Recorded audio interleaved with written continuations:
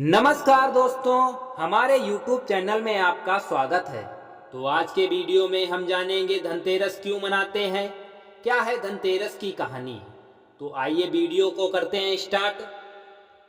कार्तिक मास की कृष्ण पक्ष त्रयोदशी के दिन धनतेरस का पर्व मनाया जाता है। इस बार यह शुभ तिथि 29 अक्टूबर को होने वाली है। शास्त्रों के अनुसार इस तिथि को समुद्र मंथन के समय भगवान धनवंतरी अमृत का कलश लेकर प्रकट हुए थे। इस वजह से इस तिथि को धनतेरस या धनत्रयोदशी तिथि के नाम से जानते हैं। भगवान धनवंतरी के अलावा इस दिन माता लक्ष्मी और देवता कुबेर, जो धन के देवता हैं, और मृत्यु के देवता यमराज की पूजा की जाती है। इसी दिन से दीपावली का पर्व प्रारंभ हो जाता है और इस दिन सोना चांदी और नए बर्तन खरीदना बहुत ही शुभ माना जाता है। तो आइए जानते हैं धनतेरस क्यों मनाया जाता है और इसकी कहानी क्या है। चिकित्सा विज्ञान का किया था प्रचार। भगवान धनवंतरी ने चिकित्सा का भी प्रचार किया था। भारतीय संस्कृति में स्वास्थ्य को ही सबसे बड़ा धन माना गया है और इस दिन को राष्ट्रीय आयुर्वेदिक दिवस के रूप में भी माना जाता है। मान्यता है कि भगवान धनवंतरी को भगवान विष्णु का अंश माना जाता है और इन्होंने ही संसार में चिकित्सा विज्ञान का प्रचार प्रसार किया था। इस दिन घर के द्वार पर तेरस दीपक जलाए जाने की प्रथा बहुत ही प्रचलित है। धनतेरस दो शब्दों से मिलकर बना है, पहला धन और दूसरा तेरस, जिसका अर्थ होता है धन का 13 गुना। भगवान धनवंतरी के प्रकट होने के कारण इस दिन को वैद्य समाज धनवंतरी जयंती के रूप में मनाता है, इसलिए मनाया जाता है धनतेरस पर्व। तो जानेंगे।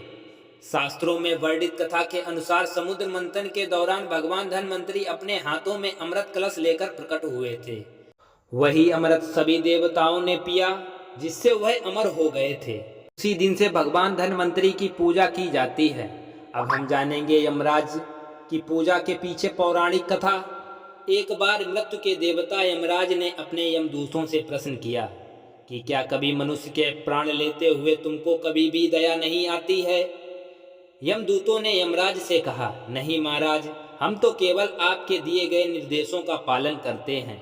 फिर यमराज ने कहा, बेझिझक होकर बताओ कि क्या कभी मनुष्य के प्राण लेते हुए तुम्हें दया आई है। तब एक यमदूत ने कहा कि एक बार ऐसी घटना हुई थी जिसको देखकर मेरा हृदय प्रसीज गया था। वो बताते हैं कि एक समय एक राजा हंस नाम का, जो शिकार पर गया था, वह जंगल के रास्ते में भटक गया और भटकते भटकते दूसरे राज्य की सीमा में चला गया, जहां उसे एक राजा हेमा नाम का शासक था। उसने अपने पड़ोसी राजा का आदर सत्कार किया। उस दिन राजा की पत्नी के एक पुत्र हुआ। इस खुशी में राजा ने बहुत से ज्योतिषियों को बुलाया और उसका भाग्य देखने के लिए कहा। ज्योतिषियों ने ग्रह नक्षत्र के आधार पर बताया कि इस बालक की विवाह के 4 दिन बाद इसकी मृत्यु हो जाएगी। तब राजा ने आदेश दिया कि इस बालक को यमुना तट पर एक गुफा में ब्रह्मचारी के रूप में रखा जाए और स्त्रियों की परछाई भी वहां तक नहीं पहुंचनी चाहिए। लेकिन विधि के विधान को और ही कुछ मंजूर था। संयोग बस राजा हंस की ही पुत्री उस तट पर चली गई, जहां राजा के पुत्र को देखा। दोनों ने आपस में ही गंधर्व विवाह कर लिया।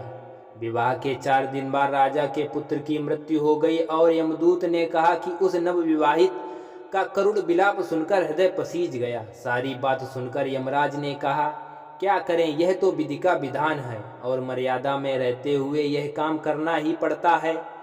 तब यमराज के दूत ने यमराज से पूछा कि ऐसा कोई उपाय बताओ जिससे अकाल मृत्यु से बचा जा सके। तब यमराज ने कहा कि धनतेरस के दिन विधि विधान के साथ पूजा अर्चना और दीपदान करने से अकाल मृत्यु नहीं होती है।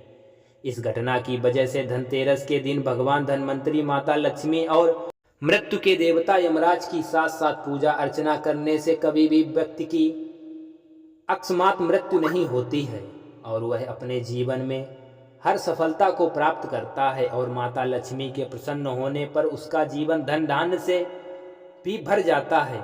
ये थी धनतेरस की कथा। अगर आपको वीडियो अच्छा लगे तो वीडियो को लाइक करें, चैनल को सब्सक्राइब करें, दोस्तों के साथ शेयर करें। थैंक यू, धन्यवाद।